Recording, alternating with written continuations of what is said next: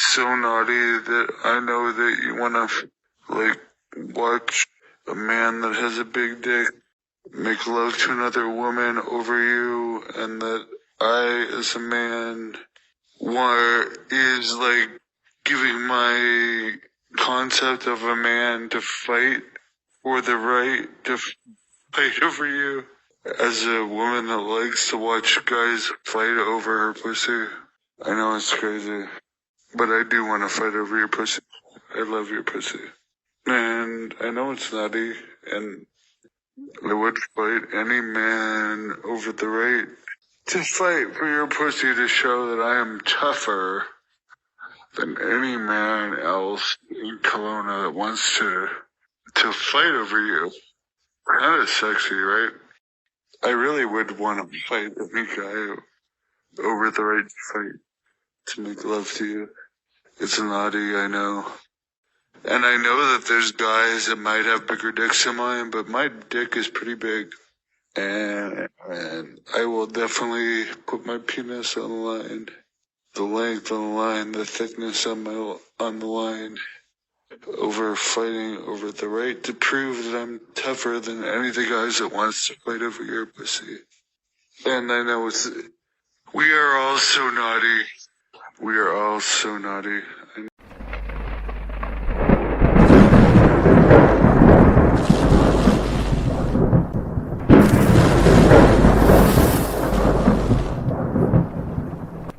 We're visiting Pharaoh's here after last night's Super ECW tribute show. Deluxe. Pharaoh's looking good though as he gets older. He can handle his liquor a little better, right? But we'll be floating around. Hopefully, get to see a few people. We'll be posting these videos. So we'll talk to you soon. I don't care if they talk shit. I don't talk to hypocrites. If you hate me, that's just fine. Go on down and get in line. They try to tell me what I need, and it sure ain't nothing good for me. Don't care what they say, it's all just talk. Gonna head my way and walk my walk. They try to bend me, but I won't break. I pay no mind to the noise they make. I keep my head, I hold my ground. Ain't no man gonna knock me down. They can swing, but I won't flinch. I was built for times like this, so talk your shit, but be aware. I don't care.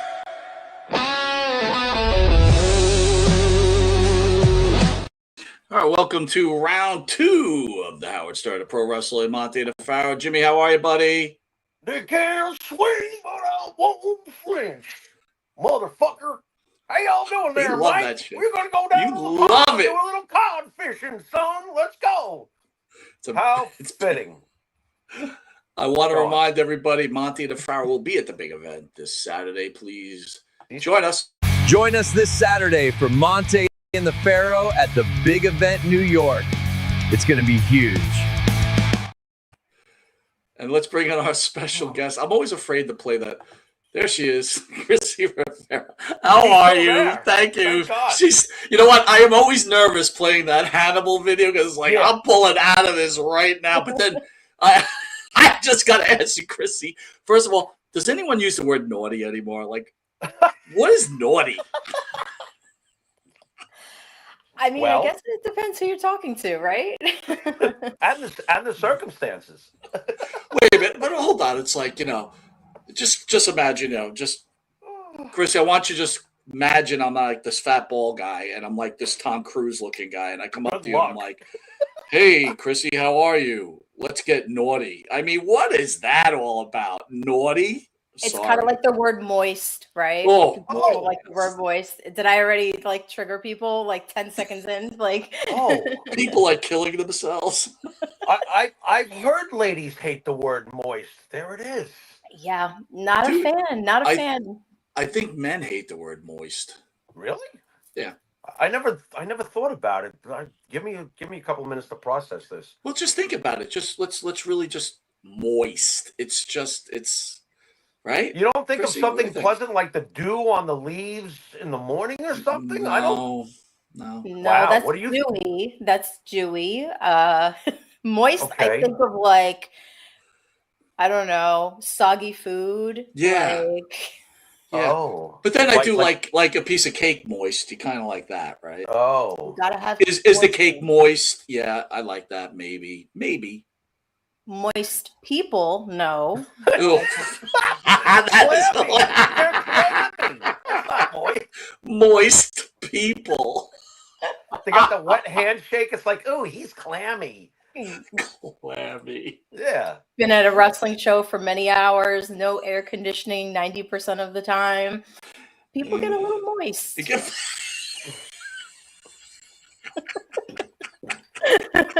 The old combat zone arena. My God, you can't breathe in that. Never mind. Oh my God. Nobody, I would say 75% of those people didn't wear deodorant. How did you take this wacky ass path? Because you've always been involved with like complete violence. Seriously, like Combat Mike. I got it as a fan. Combat Zone Wrestling. I had it for a while. I was like, and I'm a huge fan of ECW back. I was like, this has to be the most violent shit I have ever seen in professional wrestling ever. So how does this start for you? How do you get into this craziness? So this happened back in 2006, and I loved CZW. And at the time, John Zandig was the owner, and they were very like no women in CZW. It was very rare around that time that you would see a woman on the show. Maybe they would bring in a stripper here and there. They had another girl, Pandora, that made some special appearances and would like manage people, but they never had a woman on their roster. And I was like, I'm going to get on that show. I'm going to get on that show. It was just because I was basically told like I couldn't.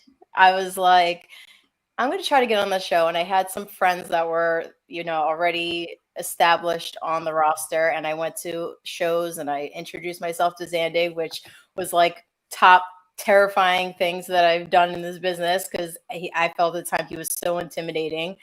And I talked to him and I was like, I just want to be part of this. And he was like, looking me up and down. And he was like, okay. And I mean, they made me work for it. I had to go through my fair share of tables and take my stupid bumps and prove that I wanted to be there. And I wasn't just eye candy at the time. And I wasn't there just shaking my butt and wearing revealing clothing. I actually got in the ring and did some really dumb shit. So that's how I got involved. What, like 365-pound dudes splashing you and slamming you and yeah. Yeah, I've done. Well, I did an ultraviolet food fight with a friend of Mike, mine. we did that back in high school. Remember, my mother hit me with the guitar when she got home. Remember Yeah, that? that's right. I remember that. Yeah. Oh my God. Yeah, I did some crazy stuff in that company, but me and my friend Greg Excellent, oh man, like we actually went to the grocery store before the match to get like items that we were going to use in the match. This is great. What dumb shit could we do? Aisle 8. And oh my God, it was insane. And then he got a watermelon, like a mini watermelon. Oh. And I got to see if I find the clip. I'll have to show you guys sometime. But like he powerbombed me on this watermelon, and it was rock hard. That's what she said. But it was rock hard. And I still feel that shit to this day. Oh. Like it was not a fun bump at all. But we did dumb stuff. Like he gave me like a move on like carton of eggs. I did I mean, there was like barbed wire and stuff involved in it too, but like I gave him like a running face wash with like a pizza, like a frozen pizza, like the most dumb shit you could think of. Like we probably did. What were the audiences like there? Like how many people were watching this? At that time, the crowds were really big. I would say a couple hundred people, but when we had like Cage of Death, which was like their mania, they would draw over 1,000 people. Like wow, I remember one of the Cage of Deaths that we had, they were turning people away at the door. Like, it was at the Flyer Skate Zone in Voorhees, Jersey at the time. They were already out of the arena, but they were turning people away because it was like at capacity. It was like probably like 1,500 people. They used to draw very, very well, like especially like their big shows, like their Cage of Death, Tournament of Death, all their violent, crazy shit. Like they would draw like, and not just wrestling fans. I feel like especially like Tournament of Death, like you could just go there, have some beers, watch some dumb shit, you know, and just hang out. Like it was like not just the average wrestling fan. Like you didn't really have to know anything about the product. You just go to watch a dumb show. Just crazy. So, Chrissy, how does an attractive, intelligent woman decide? Yeah, I just want to be a wrestler. Like I'm sorry. Like I don't like. We grew up wrestling fans, right? And you know, I mean, in today's world now, I guess you know, in really today's world, people can become wrestlers. But back then, you know, you couldn't really become a wrestler, but I never crossed my mind like, hey man, I'd like to be a wrestler. Like I just like what makes you go, hey, this is my choice. Well, how I got in was really weird too. It's always like a weird story. It's never like, oh, wrestling was my passion ever since I was born. Like it wasn't. I tell people like I never had dreams of going to WWE and like being a big star or anything like that. I had an older brother that was really into wrestling, and he used to do moves on me all the time and beat me up and shit like that. And then as I got older, I would say about in my 20s, I started going to 3PW, which was running at the arena in Philadelphia at the time, and watching indie wrestling. And that's actually how I got into independent wrestling, watching NWA Wildside used to come on my local TV at like 2:00 in the morning, and I used to watch it and stuff like that. And I just told myself like, oh, this would be cool. Like I could probably do something like this, but like I'm really short. I don't know if you realize how short I am, but I am 4'9", 4'10", maybe 4'11" on a good day. Yeah, they build you at 4'11". You see, Mike, they're lying. Well, as you get older, you shrink, right? So Wait a minute, Christ. Jimmy, that means you're like 5'3" now. Where do it's you only gonna get shrink? worse. Everyone stop, slow down. I digress. Yeah. It's only gonna get worse. I'm sorry. Oh, So great. Well, folks. yeah, Hurdle. so I went to 3PW shows, and I actually had a conversation with AJ Styles, believe it or not, about getting into the wrestling business. And I was like, I really feel like this was something I would love to do, but I'm just so small. And he was like, no, you're not. He was like, who cares? And I was like, I'm 4'9". He was like, who gives a shit? And I was like, yeah, who gives a shit? Like, and then they were going to open a wrestling school, but unfortunately they had closed down shortly after that. So I went out and found another wrestling school, and I just joined. And that's like how I got into wrestling. Were you athletic though, or was it hard to learn it, or were you just so athletic and you picked it up fairly quickly? I wouldn't say that I was super athletic. I mean, in school, I did sports. I was a cheerleader, soccer, things like that. But I wasn't like the premier athlete, you know? And I feel like back then wrestling was so different, especially like training and things like that. I was the only girl in my class. So like I used to drive like to North Jersey. It was AWA North Jersey. I used to drive there like once a week and just get my ass handed to me.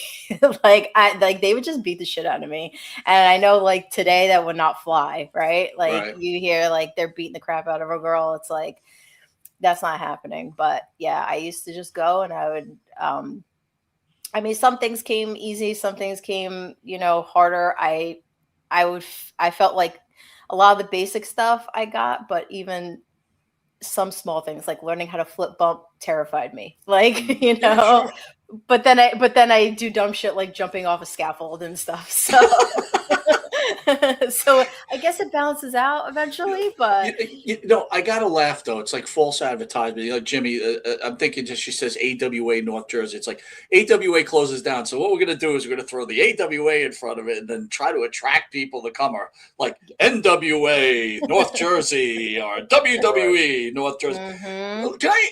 So Chrissy, right? You're on social media, so I got to ask you a question. Jimmy too, right? here's something like you're talking for. It's been crossing my mind. I want to get your guys' opinion on it, right? So my wife's into these like makeup shorts that are on like Facebook, right? Where they get this woman and someone does a makeup job on them and they're like smoking hot all of a sudden out of nowhere. So I wanted to show you guys a picture. Like, is this fair? This is false advertising, right? Come on. It's not right. Slightly. All right, but there's got to be a filter on this other photo. Like, there's no way that's just makeup. Wait a minute, Chrissy.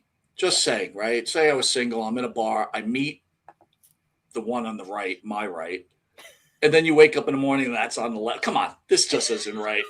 This, like, people should be held accountable. That's how people get killed. You'll be duped. Okay, but then I could go back and I could say a man with a beard, right? I feel like a man with a beard is their equivalent to makeup. So some guys, they shave their beard and they look like they belong on a watch list. So like I could say the same thing. It's like, oh, I see this hot guy. He's got a beard. He's really good looking. And then he shaves and he looks like a totally different person. But you know what? That's really fair. But then let me ask you this. You're talking about beards. Here's something that bothers me. Maybe I'm wrong. I don't understand the guy with the long woolly beard, right? But then he has the short haircut. Like, what's that all about? Am I just too old and I'm not getting it, or am I wrong here? Or what's Is that like a hipster kind of thing? I don't know. It's like I see these guys, they got the big thick beards and then they've got the clean cut hair on top. And I'm like, I don't know. I don't get it. Does it bother you? It does a little bit, I must say. I've seen guys with big beards and completely bald. So is that worse? Yeah, kind of. Like, I keep mine. Look, not that I'm perfect, trust me, but life according to Monty. Like, here, this bothers me. I'm going to show you something else that bothers me. Oh, you wolf man! Are you kidding me right now? This isn't right. There's nothing right about this ever. Look at the comment. Ugly. That's terrible. Well, I didn't. I just dragged it off the internet. I'm just like, don't blame us for that. But you can't trust anything on the internet nowadays. I feel like everything with filters and AI and stuff like that. Yeah, you hear that, Mike? AI. Yeah, AI. Like John Morrison at the beginning of How this many stupid movies? show. How many movies have there been warning us about the robots taking over? I know. You're right. No one's paying attention. No one. They warned us about this on Star Trek in 1966. No one's listening. They don't care. Give us our AI, right, Mike? I saw a video the other day of a robot at a restaurant. I don't know if you guys saw it. The robot at the restaurant, like, doing tricks, and then it like lost its mind, and they had to drag it off because it like. I did not see that. Get out of here! Stop it! I swear. That I believe. Yes. I believe that. They're saying that they're developing anxiety and personalities. You want another glass of water? Another one. Stop him! Stop the waiter! This is awful. But then on the other hand, if we're too old now, we'll never make it there. But like Chrissy, maybe someone your age, like if I was a younger man, you get an AI woman, and you're just like, they don't talk too much. They cook your meal. What? What is they this? might poison you. Monte The Pharaoh? They may poison you. They may mix up your medication. Like, you don't know. Yeah, wow. She's already got us some medicine, by the way. I'm already on it anyway. You can't trust them. I mean, I read it all the time. Wait a minute, Chrissy, you could trust a real woman? Come on. What are you talking about? Listen, option A or option B. You're going to have your pros and your cons. I'm going to take the real thing. Both. I'm sorry. I'm with Chrissy on this one. I'm taking the real thing. But I don't want no fucking robot. Get out of here. Take these Tylenol. Whoops. That was arsenic. Fuck. So, Chris, let me ask you this then. So that, again, Jimmy and I are really big on women's rights, right? And, in today's society, still, it seems like women's rights aren't where they should be, right? We've got, better terms as far as racism goes or religious anti-Semitism. Like, there's been improvements, not drastic, but more than enough. There has been. Let's be fair. It's improved. Yeah, I'm trying right? to be fair, but I'm not sure there has on any of. But the these one things. thing But go ahead. is, with women, it seems like they still aren't getting their fair shake. And then here you are, Chrissy, going into wrestling, which is known to be so not anti-woman, but you know what I mean, like macho. Like, weren't you worried about everything that's involved in that type of atmosphere? Yes, especially back then, it was such a different time. I feel like now with women coming into the business, it's so different. Not that they don't have their, problems or whatever is going on. I just feel like back then, it was a lot harder for women getting in the business. I feel like there was less respect for women. I feel like the opportunities were less. They, didn't treat everybody that how they should be treated. I mean, I've had my fair share of stories. I could go on all night of awful things that I've seen and what people have said to me in the business and things like that. So yeah, it definitely was worrying. I definitely had my moments where I didn't know if I was cut out for it, but I feel like at the end of the day, I was like, you're not going to take something from me that I've worked so hard for. Right. I deserve to be here just like anybody else, whether it's a man or a woman, whether it's, gay, straight, whatever. Like, if you work hard, you deserve that spot just as anybody else does. So I do remember way back in the day, Jersey All Pro was a big thing. And you had to really earn your spot there. And I was so new in the business, and they had gotten me on. The booker had asked me to get on a show, and a lot of people on the roster didn't like it. They didn't like it. They didn't think I deserved it. I was only in the business maybe a year, and they didn't want me there. And they hurt me physically. Like, I was like, somebody like literally hurt me in the ring to try to get me to not go on the show. So like, Wow. I feel like, yeah, there was definitely some worry of like, being hurt or, being chased out of the business. But I feel like it fueled me at the end of the day. And I was like, fuck you. Like, like I deserve to be here just as much as you do. Like, I went to wrestling school. I've, put up and taken down rings. I've swept up garbage. I've loaded the ring truck. Like, I've done all that stuff. So like, you're not going to tell me that I don't deserve to be here. What would the fans of Combat Zone are very, very loyal. If I could describe them, and I hope I'm accurate about it, to someone who doesn't know the company, it's like an ECW as far as its loyalty factor. It has a really passionate, hardcore fan base. To spell it out for the fans at home that aren't aware of who we're talking to tonight, you shattered a glass ceiling in basically the most visible, violent company on the northeast coast. At what point did anybody really try to shatter your dreams or anything? And are you considering writing a book? Because I don't think people realize what the fuck you were up against in Combat Zone Wrestling. We hear the horror stories of the behind the scenes of what happens in a company as respectable and profitable as WWE. I can only imagine what on earth might have been going on possibly with the Combat Zone locker room, and what was it like shattering the glass ceiling?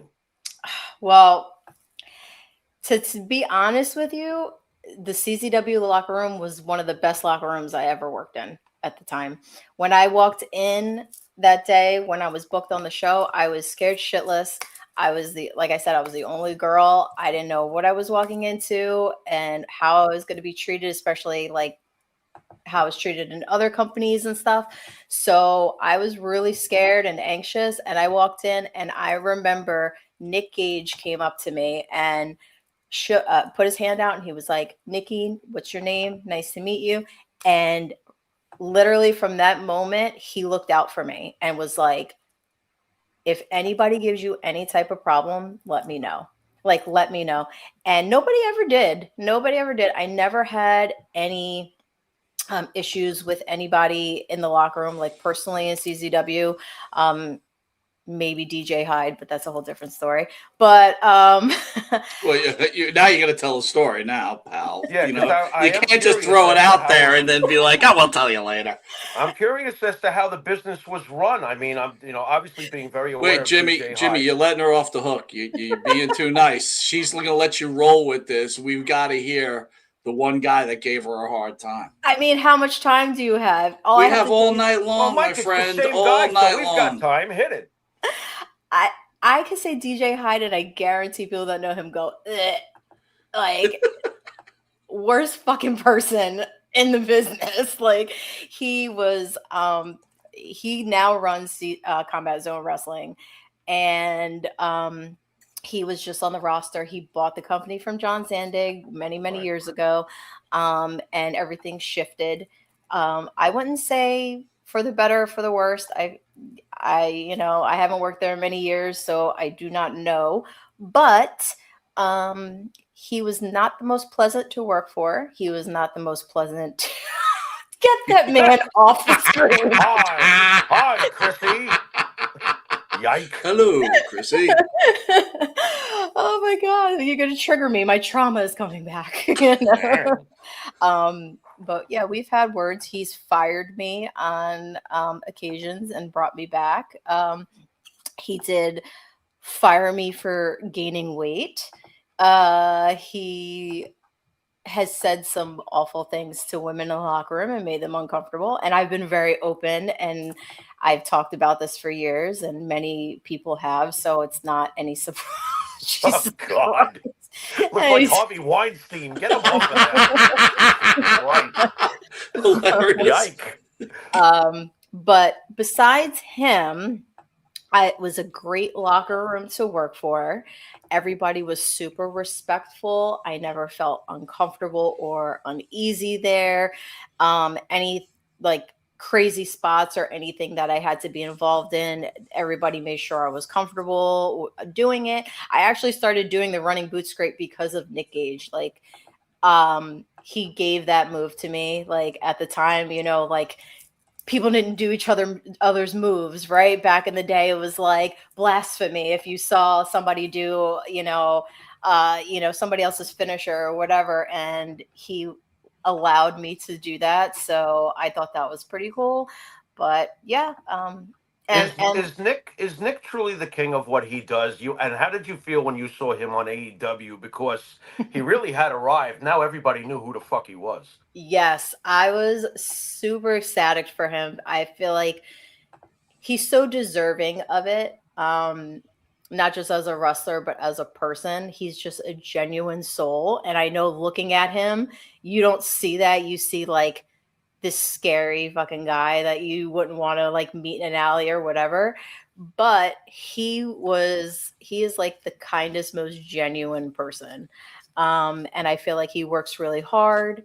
And I'm not saying he's like the Rock level or Stone Cold level or whatever, like anything like that. But I feel like he deserves his flowers, for sure, after everything that he has done, especially in Combat Zone. He certainly built his niche, right? Oh. Let me ask you, when he did that dark side of the ring on him, what were your thoughts? I mean, did you know he was having those type of issues, or did you see a different type of Nick Gage? No, I did know he was having those issues, and it's really sad to see because somebody that you genuinely care about and you've been around, especially like, working shows monthly or going to trainings and seeing them at other shows, like they kind of become like your family for a little bit, and seeing him go down that road and not really being able to do anything,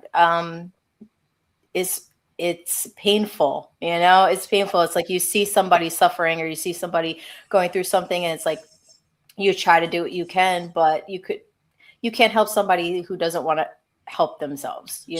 I love that you brought that up because I wanted to get a little deeper with you on that. So it's like we talked about wrestling. Me and Jimmy always talk about it being the microcosm of real world, right? And again, it always seems like a male wrestler and a female wrestler cannot help from that hooking up with or being with each other or getting involved in a relationship.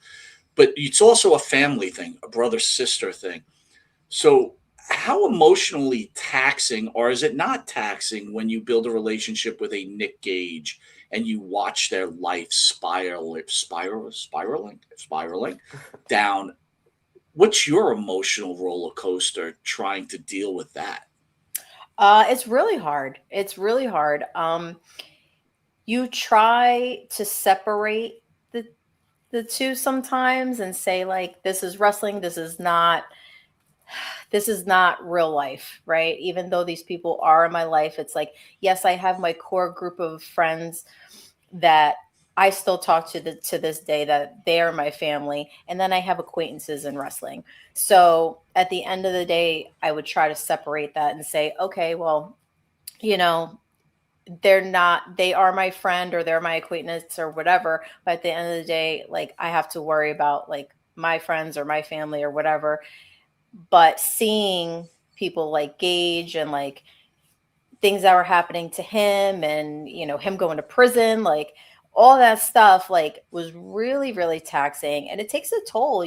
Like, he went through a lot, and like not being able to help him, and his brother passed away, and like that wrecked me because I his brother was super sweet to me too. So it's hard.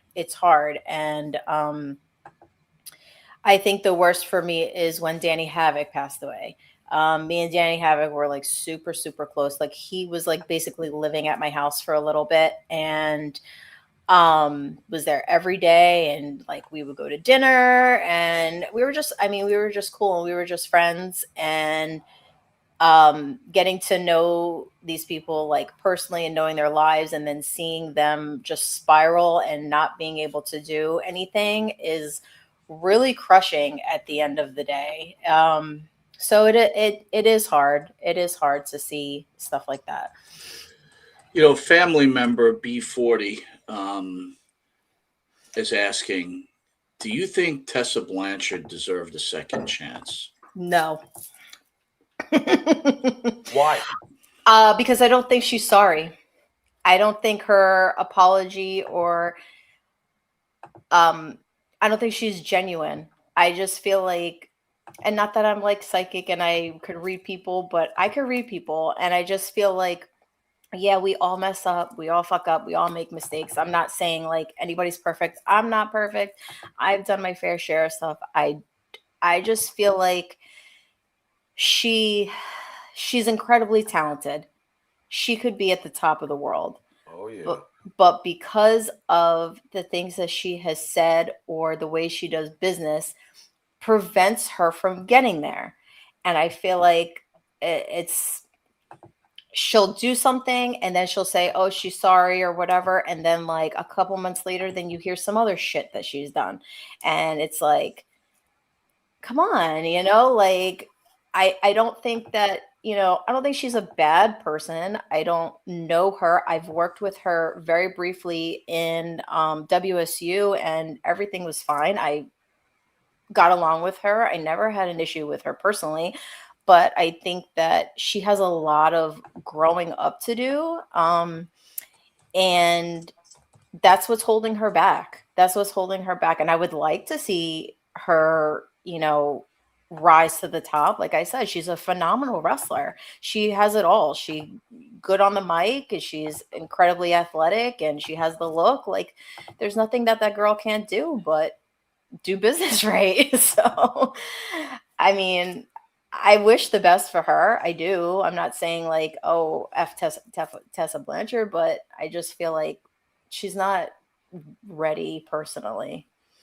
So we all know what happened with Tessa Blanchard, and I like what you said. People deserve forgiveness, but they have to really be sorry.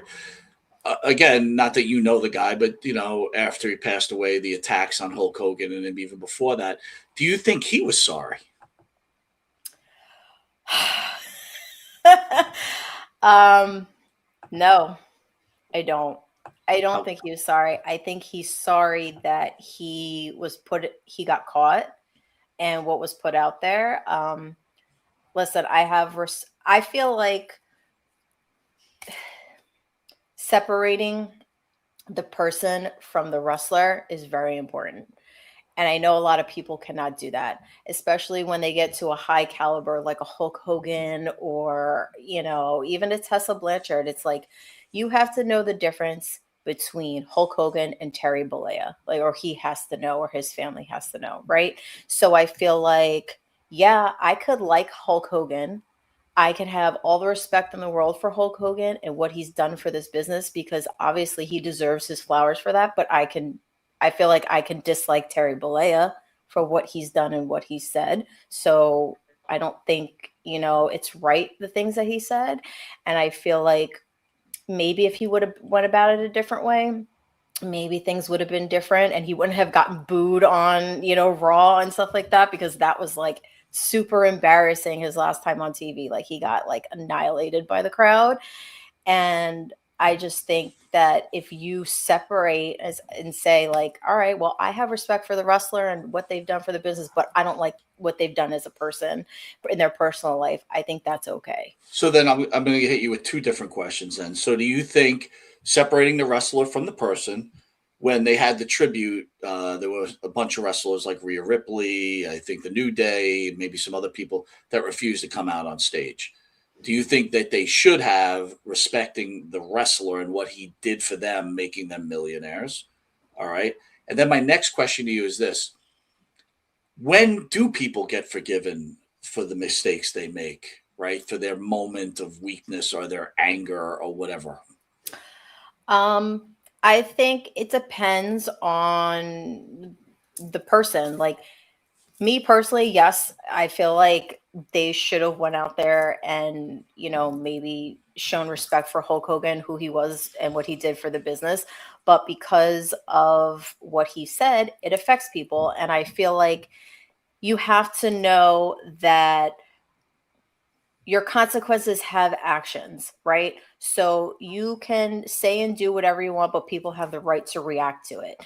And they can react to it however they want. You can say whatever you want. People have the right to react to what you say and what you do. So you can apologize till the cows come home, and people have that right to say, you know what, I forgive him. I forgive that person, him or her, for what they've said and what they've done, or say, no, it's not good enough for me. And unfortunately, that's how it is now. Like, I just feel like, you say and do these things and people have the right to either forgive you and move on. And some people do. A lot of people say, hey, they've, paid their dues and they've said sorry and they've done the work, and I'm fine with, seeing them on TV or doing this. And some people are like, no, I'm not going to forgive that. I feel like that's an unforgivable offense. So it comes with the territory, unfortunately.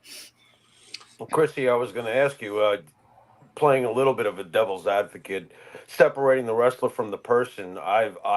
Michael has also read many times on the internet, and I find it odd that some people, and there's a lot of them on the internet that I've read this, are very quick to say and excuse that Chris Benoit was, he was on something, or he had the concussion problem, or he didn't do it, someone else did it, he was framed. They're very quick to jump to his defense. But Hulk Hogan, Terry Bollea, was completely, shitwalled, basically. So how are you able to process and divide the Chris Benoit thing? If I can, obviously how I feel. I loved Chris Benoit. I loved him. I loved his matches. He was the man. He's not the man no more, and I can't watch his matches. That's me. Any thoughts on people who are very quick to defend what appears to be a murders? Any thoughts on how you subdivide that so quickly? I feel like that is a whole different beast, right? It's not Of course. like, oh, somebody said something inappropriate online, or somebody made me uncomfortable, and even like a racist remark. I'm not saying any of these things are, not serious, but I'm saying when you're talking about somebody who murdered their entire family, I feel like that's just, how could you excuse that? How can, even with the CTE stuff and all that stuff, it's like, how could you even go and say like, oh, well, make excuses for it? I feel like there's just no excuse for, murdering your entire family, especially your child, your wife and your son, in such a vicious way. So I feel like Chris Benoit ruined his legacy, right? So I feel like, yeah, you were allowed to like him, and you're still allowed to say, yeah, I enjoyed watching Chris Benoit, but he's a murderer and a piece of shit. So like, like I feel like it's okay to say that, and I don't think he should be given any type of excuse for what he's done, whether it was, like I said, CTE or he didn't do it. Like, come on, like, like there's a line, I feel like.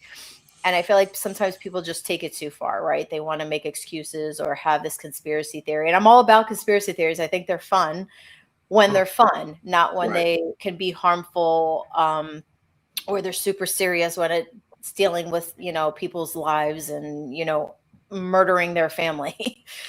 So let me ask you this then. So Jimmy brings up a good point about these fans.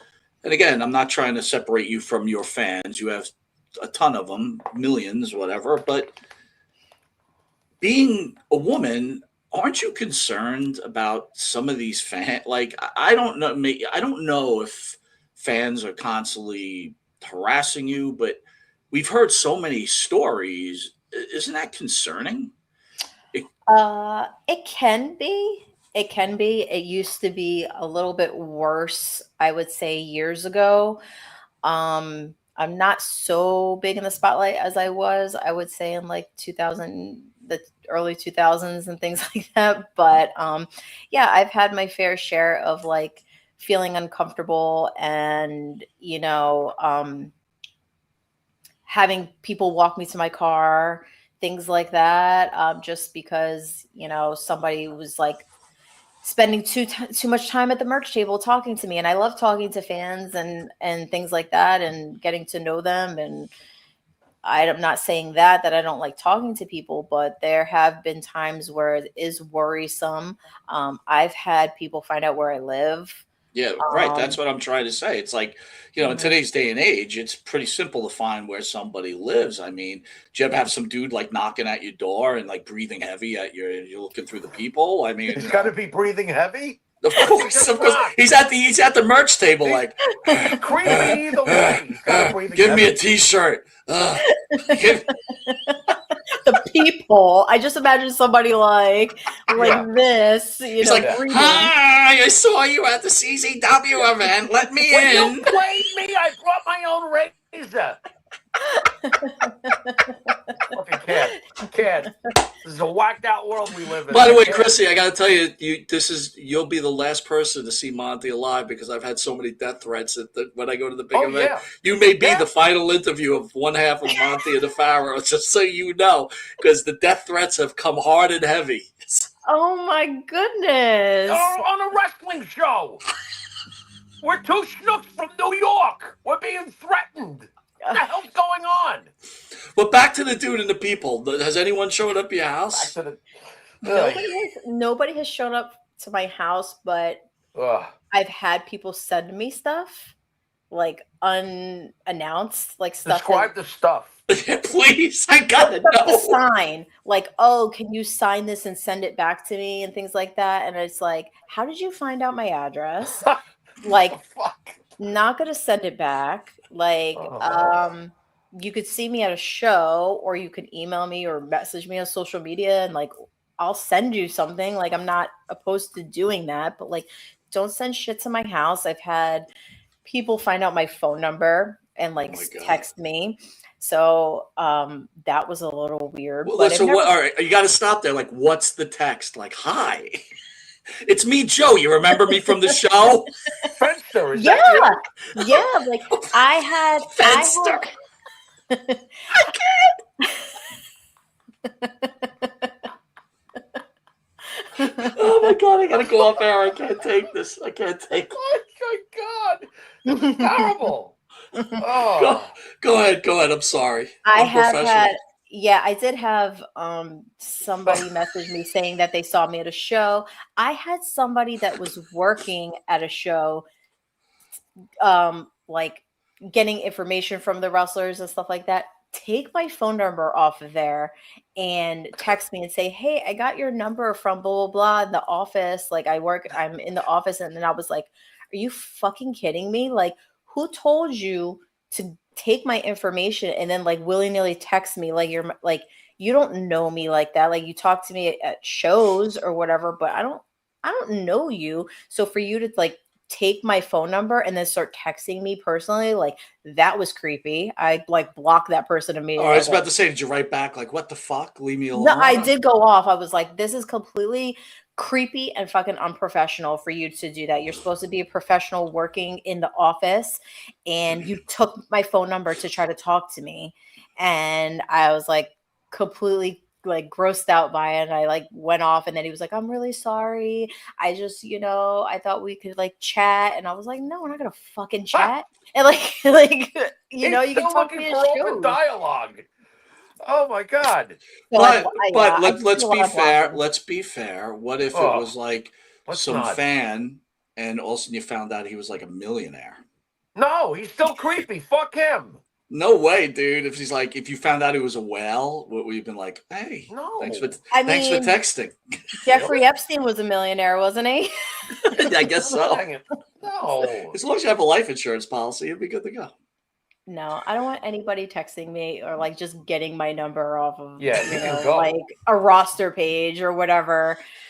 Like a consent form. We had to sign those like that we weren't going to sue the company, So then on a serious note, and I'm not going to guarantee this happened, but if I had a bet, I would bet this has happened. How many times has an agent or somebody said, hey, if you do me some favors, I'm going to be able to do this for you and that for you? And I mean, this is what I feel bad for women, right? It's like, it's not on your talent. It's like what they can get out of it. How much did that happen? And then let me ask you, we'll double up.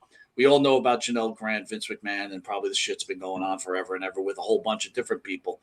If a woman chooses to do that, does she have a right to cry wolf afterwards? And take a payment of $1 million. So you got two. Did it happen to you? And if someone decides to take the offer and do that business transaction, are they held responsible for what their actions are? All right, I'll go with that one first because I have a really fucking crazy story about the first question that you asked. Let's hear it. All right, so the Janelle Grant Vince McMahon thing. I feel like she deserves to cry wolf. I know that's not a very popular opinion. I feel like maybe she was uncomfortable, and like we don't know really. We're never gonna find out the whole truth of who's telling the truth, who's half lying, whatever, right?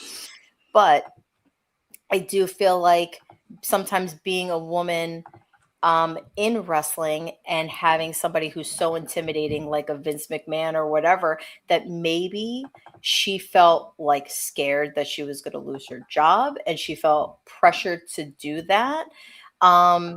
Maybe it started off like a consensual thing where she was like all about it. And then once it started like escalating to all the stuff that that we've been reading, like the horrifying stuff, then she was like, now I'm in the shit and I'm like too afraid to like get out of it. Literally in the shit. right literally I'm in this shit. Oh my god, like I can't even like fathom like a lot of powerful. Chrissy, wait a minute, Jimmy, just 1 second. I'm going to be full disclosure here. If someone offered me $1 million to take a shit on my head, I'll be like, go ahead, dude. How did go I ahead. know? I'm cheap. Yeah, I'm a cheap date, dude. I'm a cheap date. I'll be honest. Begging for coupons. Great. What does that make me? An idiot? I mean, what do you say? I'm not getting shit on. I don't want the $1 million. Keep your whatever, shit to dude. yourself, you fuck. You wouldn't have somebody shit on you for $1 million? No, that's while I'm driving around in my Lamborghini, you could go sit and do whatever. I'll be like, dude, Chrissy, you got to help me out here. You might be able to change my whole life right now. Tell me why I should. I mean, it's a personal thing, right? I guess it's a personal choice. Listen, you can take a shower after. Like, what are we talking here? Jimmy, did you hear what she just said? All you gotta do is take a shower after. I mean, it's not a big deal. Wait a minute. Wait. You could maybe wear a mask. Yeah. Can I use Irish Spring in the shower? I mean, I would use probably antibacterial, like some type of, Okay.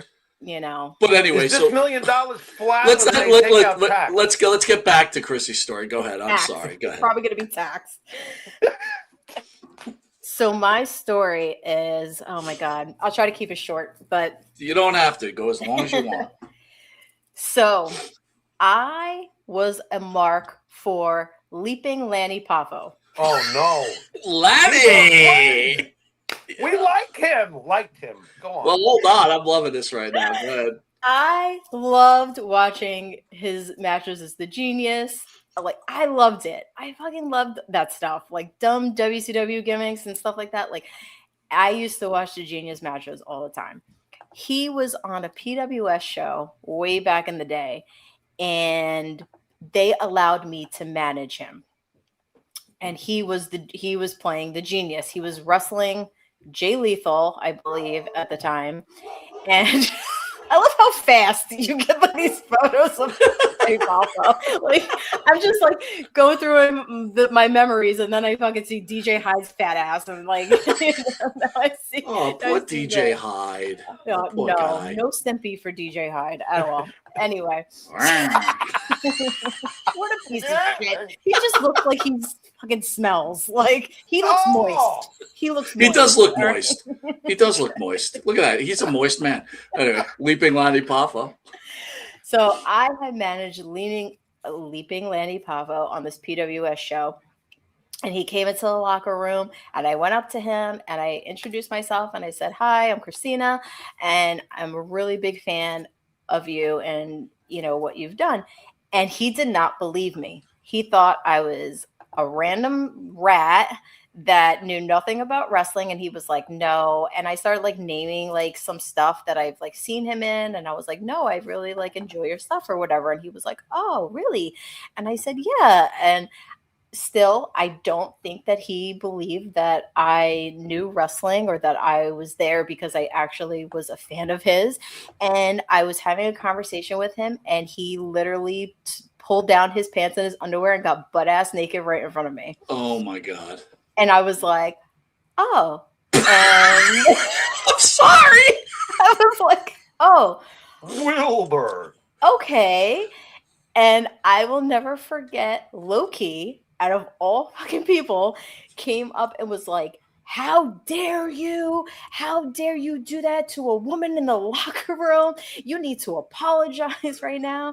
And I felt like I was seeing like my dentist with his dick out. Like, I was like, an old ass man just like whipped it out. Like, it was like trying to be disrespectful, and I was just like, "What is happening?" And he but 1 second, at this moment, the legacy of Lanny Poffo has just been destroyed. But well, he's dead now, so karma creamer. Oh man. Ouch. Needless to say, you're not a fan of the Genius. I did not accept his apology. Wait a minute, hold on. Did he apologize? He did. He said he was sorry. He's like, "I'm sorry. I was just joking around, and I just like kind of thought that you were just like this random, like this girl that was like they brought in to manage me. I didn't realize that you were actual like fan and professional wrestler and stuff like that." But then like he requested me, like friend requested me on Facebook, and he would like send me like a happy birthday thing. And just every time I'm like, this old man took his dick out in front of me, in front of like the entire locker room, and Loki had to come to my defense. Like, you know, I'm really sorry to laugh about this, but it's like, who does that? Hey, I'm a huge fan. Let me just pull my. But can I just ask you this, just for my own knowledge? From what I understand, he did have a pretty large penis. Was it large at least? This was like 2006. Blocked it out of her mind. Enough is enough with the trauma. Like, I was traumatized. You want to know how big he was? Like, this was 1-3. Listen, you gotta ask the question. Why do you want to know that? Because I've heard so many rumors on how big this guy was, and I was like, okay, maybe it like was maybe big. That's why he felt inclined to whip it out, because he's been known for its size. But I don't. Can I ask you a question though? When he does this, do you laugh? Do you yell? Or are you just in shock? I was in shock. I like stood there for like a minute, like ghost faced. Like, I was like, okay. And then I like turned around to walk away. And that's when Loki, because I think Loki saw it and like came and immediately started yelling at him and was like, how dare you? Like it was going off on him. So, Well, maybe Loki was traumatized because he saw his wiener too. but then he was doing weird things in the match with Lethal, like weird, creepy things too. Like, What? yeah, like they were like calling the match, and he was like, "Oh, and then like I'll put you on the top, and I'll work your balls, and like stuff like weird stuff." Whoa. Like weird man, weird man. Do you think that people at some point either eat their own shit, meaning that they think they're like a god and they think they just can do whatever the fuck they want, like Alani Paffa? Yeah, I feel like some people maybe feel like they're untouchable, and how it was back then, right? Like how it was. I know I keep like saying it, but I feel like back then it was like easy to just say and do whatever, and there was no consequences and less social media, right? So it wasn't like, you can do this and say this, and then people jump on a, Facebook or Twitter or whatever. Like it used to be message boards, like that was the thing. It was like, oh, you go on a message board and you hear like ridiculous stuff. So I do feel like back then it was easier to get away with stuff, or like you said, like high and mighty, they feel like they're just untouchable. I just How don't much? How much do you? understand. Good, Jimmy. I'm sorry, man. How much do you think of that is still going on? Because maybe I'm just a hardcore realist, but I think that even though there's a lot more attention on people and behavior and stuff like that, I still feel like that shit still somewhat goes on. I don't think Like, this whole thing's been cleaned up. Your thoughts on that? oh yeah, 100%. I mean, like, Thank you. look at how many people still work for WWE willingly, right? I mean, it's the biggest company, right? And look at all the controversy and stuff. And it's like Vince McMahon, I feel like, is untouchable. I feel like he's just like, and he thinks he is, and he kind of is, because it's like people are still going to work for WWE. They're still going to make them money. It doesn't matter at the end of the day. That's where they want to be. And he has a hand in it still. I don't care if they say like, oh, he sold it or whatever. Like, You really believe that he still has a hand in it? Interesting. Tell yeah, me why. I'm just curious. I just think his ego won't allow him to let that go, right? That was his baby. That's what he created, right? So I feel like just the things that I've heard, and obviously I don't know him, but like just the things that I've heard and people that have worked with him and how big his ego is, that he will not allow somebody to have full control. Even if we may think somebody has full control, I think like he's in the back somewhere, with the puppet strings in some capacity, because that's just who he is. So That's you I think that there's somehow been some sort of possibly some sort of silent agreement where he's still pulling the strings. Very interesting. I think so. I think so. What do you Wow. guys think? You don't think that? Uh, I I I was going to ask you even further about Vince. I mean, I don't think Vince is pulling the strings anymore. I think that Vince. I wanted to get back to what you said earlier about he's obviously untouchable. Why do you think that is when a lot of mighty and powerful people have fallen recently, that Vince McMahon is untouchable? Is it because he knows the right people, or is it because he's been put through due process numerous times and has never been arrested? I think it's both, right? It's like who you know. I think it's like you said, all the things that he's been through. I think it's money. Money makes the world go round, right? So we see a lot of it now in the news and stuff. We see all these people and people of power, and they've done and said awful things, and nothing is happening to them. Nothing is happening because it's who they know and how much money they have. So So Triple H is still possibly just playing the stooge to Pop. It could be. I mean, I do believe he has a lot of control. I mean, I do have people that work there and they have said things that, like Triple H is a big part and he has a big say and he has a lot of control over, people's characters and matches and he's very involved. But I think Vince is in the background somewhere in some capacity, giving his opinion or saying like, all right, well, this has to happen or this has to happen. So let me ask you this. Let's go to the other Vince then. We were talking earlier on the Vince Russo brand. You're doing a podcast. And you know what? I'm instantly a fan, so I'll be watching it. So you got to share before we get off the air when it is. But let me ask you, a guy like Vince Russo, who's been running around for the last 12 years, 15 years saying, I'm done with wrestling. I want nothing to do with it. Now he gets his hands in Juggalo Championship Wrestling. What do you think of Vince Russo? Do you think Vince is talented, or do you think Vince was just lucky when he hit gold with the Attitude Era? No, I think Vince is talented. I think he is an acquired taste. So not everybody understands him. Not everybody agrees with him. I'm not saying I agree with everything that he has said and done.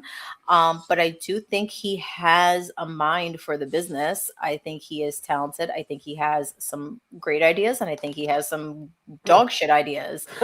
But that's just what it is in wrestling, right? And anybody that says, oh, I'm done with wrestling is never really done with wrestling, right? Like I've said that a million times. I think everybody in wrestling has said like, I'm done. Oh, I put my boots in the ring and all this stuff. And it's like, it always brings you back. It always brings you back. I say it 3 times a week to Mike on the phone, the poor guy. Chris, yeah, you hang it up often, Jimmy. Oh God. Chrissy, how do you avoid eating your own shit? Meaning, right? How do you seriously? You have done, as Jimmy stated to the people watching, you've done a lot for this industry. It may not have been mainstream WWE, but it was a big deal. How do you not eat your, and again, I hate saying this because I sound like a creeper, but it's not the point. Attractive, intelligent woman, how do you not eat your own shit and be like, I'm a goddess? I've never thought of myself that way. Not saying that I'm not confident. I feel like you have to have some level of being confident, getting in front of, a crowd or getting on a podcast and things like that. But I make sure to stay humble and know, what really matters to me. Because at the end of the day, wrestling has given me so much. It's given me a great life. It's given me my husband, my son. I couldn't ask for anything greater. It's also given me a lot of heartache. So I do try to stay humble in that regard and know like, yeah, maybe I've done some cool shit, but I mean, they always say like, oh, the business was here before you. It'll be here after you. Right. And I know it's like kind of like a dumb thing that wrestlers say, but I do believe in it. I believe like it doesn't really owe me anything. I was happy to give what I did in the years that I did, but I'm not, expecting, trophies and medals and things like that. So. Well, I got to tell you, just from the short time we've known each other, the way you speak, I think you're going to do really well. I know we're a little late to this dance, Jimmy, but I'd like both of you to weigh in on this. Hopefully I'm allowed to play this. We'll see what happens. Thoughts on this? Okay, just bear with me. Mm-hmm. Oh my God! Look out! Oh my God! Oh my! Oh! Down! He's down! Holy! Oh. Tony Evans now, but Balling lands on his feet. Pele kick! Pele kick, and the United States champion goes down. Talk about chaos! Absolute pandemonium. Drew Hernandez now. Scoop slam. Man, Balling goes down hard. I'm not going to bore us with this shit, but, what did you think about the lack of professionalism and these wrestlers not having a clue that this fucking kid is having a frigging epileptic fit? That was really hard to watch when I seen it recently. I've seen a lot of stuff in wrestling, and I had to stop watching it because it bothered me really bad watching him have a seizure in the ring and them just pushing him to the side. I thought it was disgusting. And how they handled it after, I feel like was even worse because it took OVW a while to come out with a statement. I feel like Al Snow was joking on Twitter after it happened about something else, and I don't know if it was he was waiting for the official statement to come out or whatever. I just thought that the lack of professionalism was disgusting. I have talked about this with a few people that are in the business, my husband included, and we said, like, people should be trained in situations like this, and this is something in wrestling that's like never been really pushed, like CPR, and if there's an emergency, like you learn all types of stuff, but you're never required to learn if somebody is injured like that or they have a seizure or concussion. Like, a lot of these people don't know what to do, and I feel like it should be something that's taught. And I feel like, this is not the first time something like this has happened. I just think now, because of the day and age that we're in, where everything is videotaped, that now we're seeing this stuff, right? So it's in our brains and it's affecting us more because we're actually witnessing it. But I was disgusted with how they handled the whole situation. I know they came out and they apologized, and I know, the ref said that there's no hard feelings, and that's great. And that goes back to, like, hey, somebody did something and I forgive them, and that's his choice to say, like, no Well, hard until feelings. he lawyers up in about a month, but that Right. it's coming, right? So But I think it was a disgusting display to watch something like that. Just like, you see the kid convulsing, right? Even if you don't know the severity of it, you know that he's injured. So it was bothersome to see him get pushed to the side to continue the match. So yeah, that was really hard. can I ask you this though, as a professional wrestler? Is there even a need for that spot? Meaning that, was it necessary to do a flying cross body splash on the referee? Like, what is, like, the crowd's not even reacting to it? Why? At what point? I'm assuming they did this before. I'm assuming, Mhm. from what I've read. I'm assuming the crowd's reaction was exactly the same, which is nothing. So why do you continually force this move set and put risk involved when it's not necessary, right?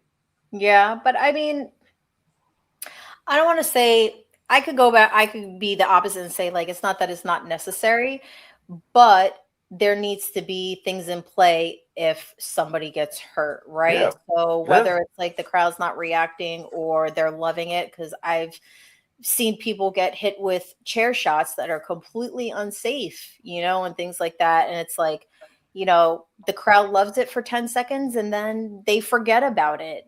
So is it worth it? Probably not. But if that's what they choose to do, I feel like they need to be trained or smart enough to know, like, hey, like, we're going to do this dumb spot, but we need to know if something happens or whatever, or somebody gets hurt, like, this is how we handle it from there. Like, I've seen um somebody have a brain aneurysm in a wrestling ring, and this Wow. was many years ago, and he died. He Hmm. died. So it's hard to see that, and just see that, like, people, it's not, they don't know what to do.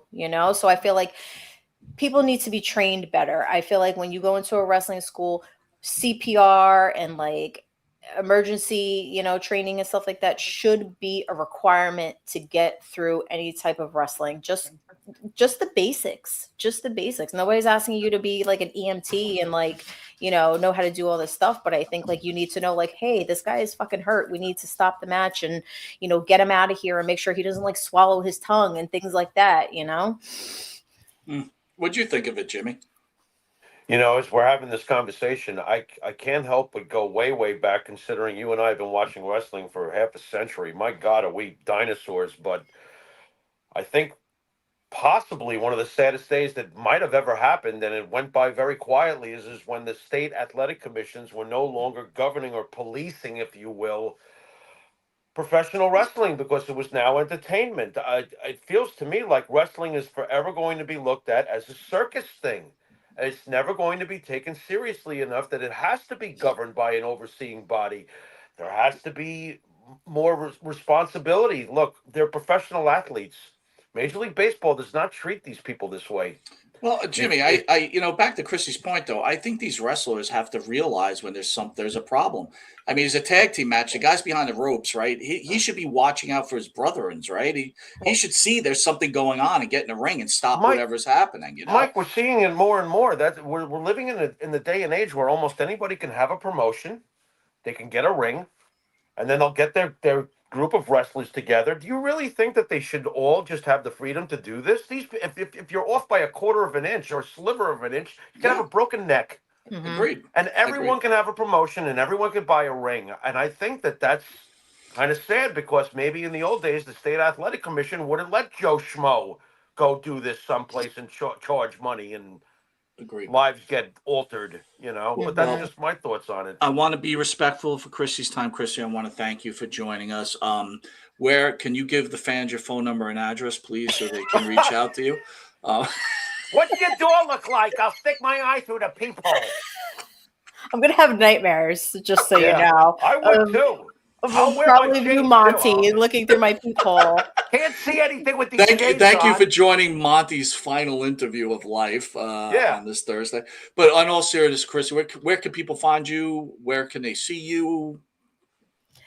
Well, you can find me on Twitter at Hello Chrissy. That is my Twitter handle. I also do a weekly podcast for the Vince Russo brand called Hatchets, Heels, and Honeys, where me and my co-host Noel Harlow cover JCW Lunacy Weekly. So we talk about the show, we talk about the characters. It's craziness. You don't even have to really know anything about Juggalos and JCW to enjoy the show. So I do that weekly. We do have an Instagram that is new. So we've been posting Hatchets, Heels, and Honeys. We've been posting, the links to the shows. So you can follow that on Vince Russo, the brand. I got to ask you a question now. I know you're going, but this is kind of important. Number one, what made Vince go with Big Vito in JCW? So I don't know. Listen, I love Vito. We don't have enough time, but Vito has been to my wedding.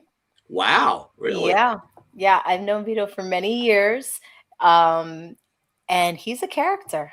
But his character is him. Like, where you meet somebody and you're like, oh yeah, I've seen you on TV, and you're completely different. Like, that's Vito. That's Vito. So, I mean, I'm excited to see and interested to see where it's going to go from here. Just the relationship with Mickey Knuckles that he has in the company right now is really interesting. There's bananas involved and a lot of weird shit happening between them. Well, so I will say this with Big Vito. He's had he's any wrestling fan that knows him knows he's had a bit of a struggle with his life with his wife, right? She's been right. And so it's good to see something good happen to him. I know how much he loves the business. Last question, since we opened up with Hannibal, and Hannibal supposedly is friends with Vince Russo. Why do you think Hannibal hasn't been asked to join JCW?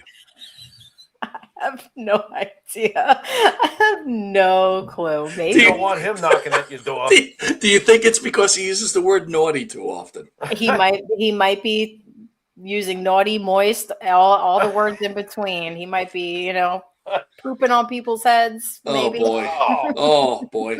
Anyway, Chrissy, thank you again. Honored to have you on the show, and thank you both. I consider you a friend now. So thank you both. I had a great time. All right, pal. Thank you very much. Jimmy Jam, good job. She was fantastic. Yeah, that was awesome. The Combat Zone is one whack-ass company, man. Oh, dude, she did a lot for the business, bro. She really did. I didn't get to ask her. I was wondering how she felt about where they're at now, because she's on bad terms with Combat Zone, but she was there for 12 years, I think, or something. It's a long time. It is. You know, she's moving on, dude. She's working with Juggalo and doing the Right. podcast. It's all good. I want to remind Join us this Saturday for Monte and the Pharaoh at the Big Event New York. It's going to be huge. By the way, Ripshot not digging our AI usage. Yeah, it looks like I got kicked out of Poison. Fuck out of here. Anyway, Chrissy was friggin' awesome. I want to thank Yes. Melody on the first show. Yeah. Again, You know, remind Mike, by the everybody- way, some Yeah. patriot you are. You didn't say one word about Jack Hughes missing teeth and winning us the gold medal. You said nothing. Jimmy, I work too You don't much, care. man. I work You too don't- much. I work too much. I don't know what's You- going on. you- I came home and I got hit with anti-Trump stuff from my entire family. I'm like, I don't even know what's going on, bro. Like, I have no clue. I go to work at 4 and 5 in the morning. I I get know. home You at called me 7. I this have morning. no clue. I was trying to sleep in my coffin. I was like, what? Who is that? But I want to remind everybody, Monte the Pharaoh will be at the big event. Please come up, say hello to us, take some Say goodbye to Mike. pictures. Say goodbye to Mike. me. The ending is near. The ending is Stop. near. And, you know, whatever. The end But is- again, what are you carrying across? The end is near. as always, I want to Oh. thank our family for joining us every Thursday. It's always an honor to have you, and it's always an honor to have these wonderful guests. Thank you. And it's amazing to me when you meet certain people like a Melody or like a Chrissy, right? And then Yeah. how talented they are, and you're like, holy shit, these people got the goods. You know what I'm saying? You're more grounded than I am. Whoops. You ain't. Well, listen. With that, Jimmy, as always, send us out. We'll remind you all one last time. Join us this Saturday for Monte and the Pharaoh at the Big Event New York. It's going to be huge. I like AI Pharaoh. I got really to do. start saying I like things more so you'll play them less. Get the I reverse effect. love AI Pharaoh. Oh, it's great. It's fantastic. I love it.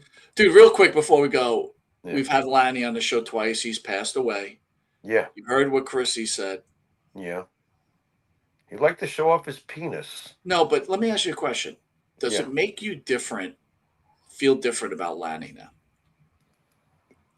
Well, you really want me to talk about Lanny? I mean, like Lanny showed us very positive side.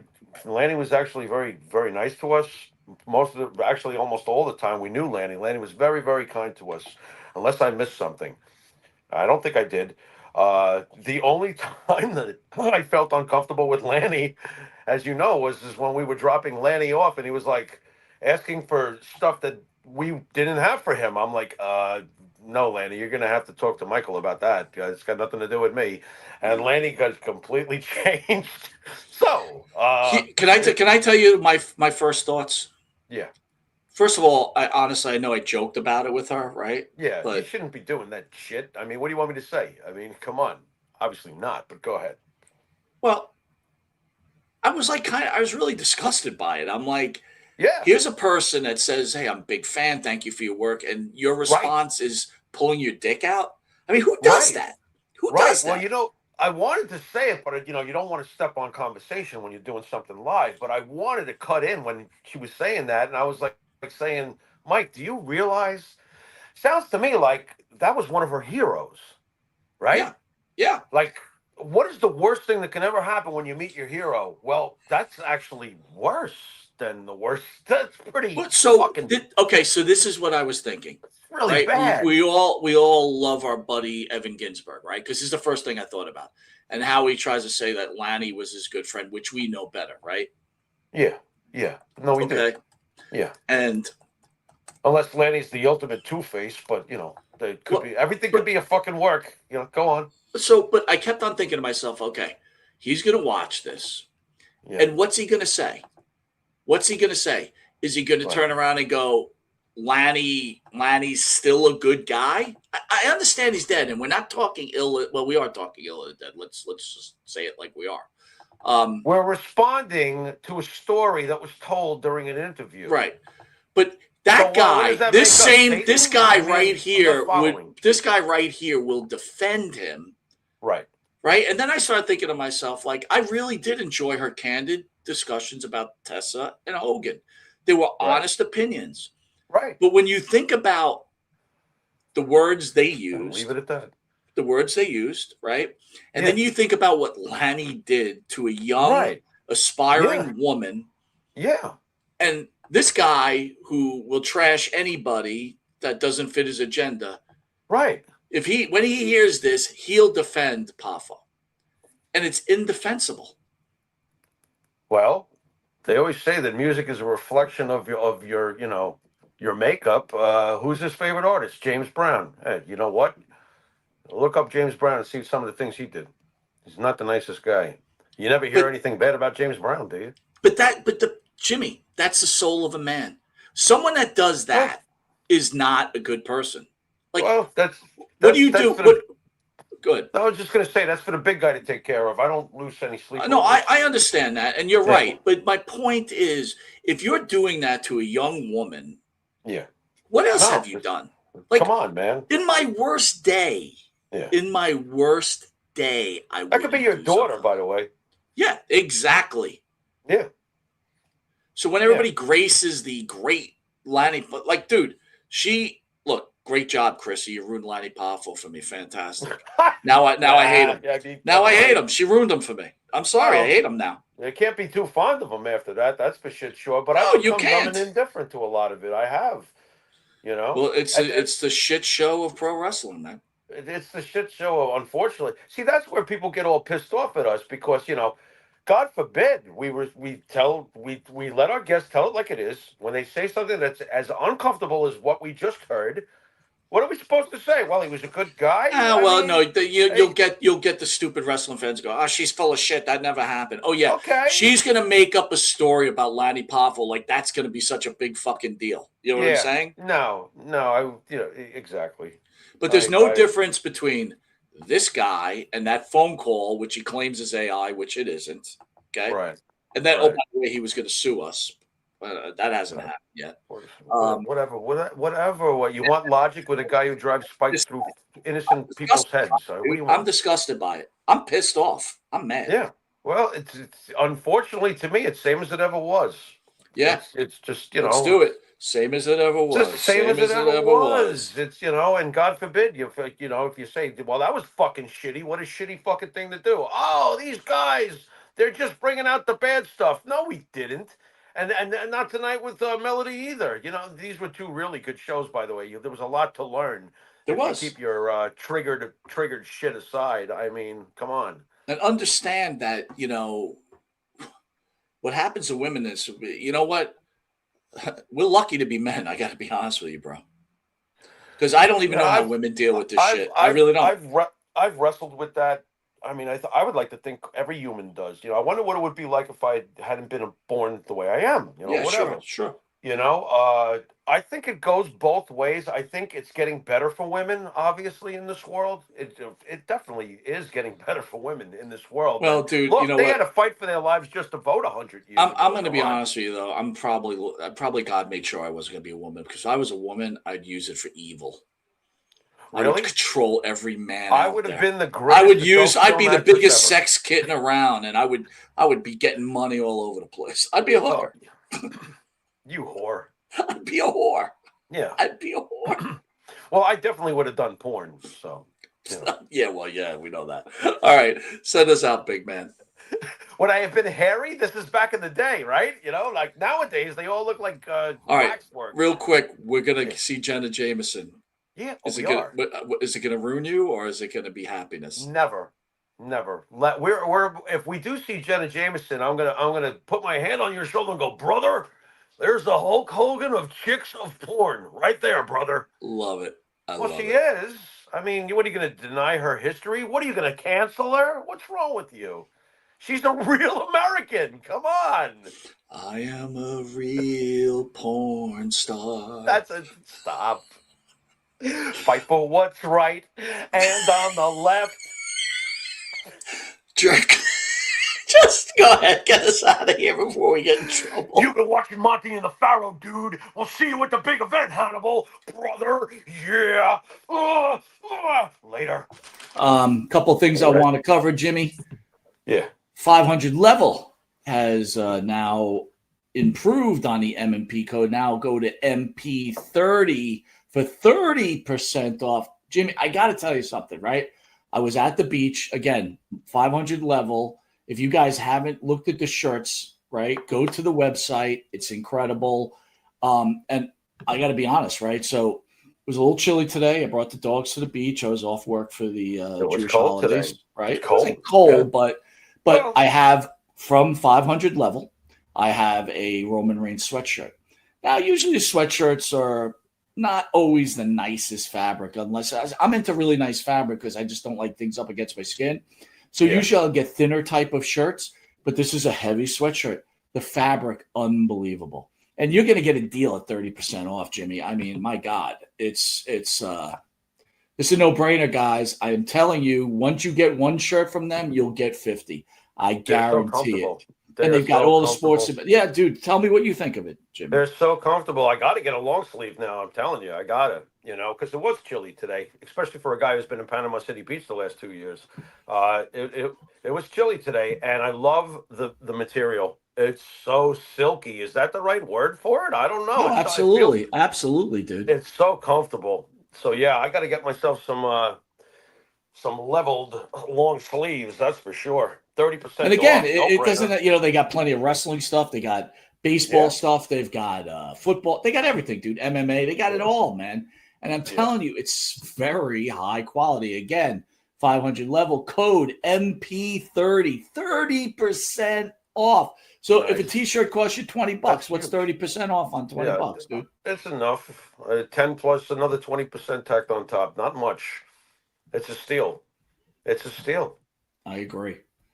I want to remind everybody, too. We're visiting Pharaoh's here after last night's Super ECW tribute show. Deluxe. Pharaoh's looking good though. As he gets older, he can handle his liquor a little better, right? But we'll be floating around. Hopefully, get to see a few people. We'll be posting these videos. So we'll talk to you soon. I don't care if they talk shit. I don't talk to hypocrites. If you hate me, that's just fine. Go on down and get in line. They try to tell me what I need, and it sure ain't nothing good for me. Don't care what they say, it's all just talk. Gonna head my way and walk.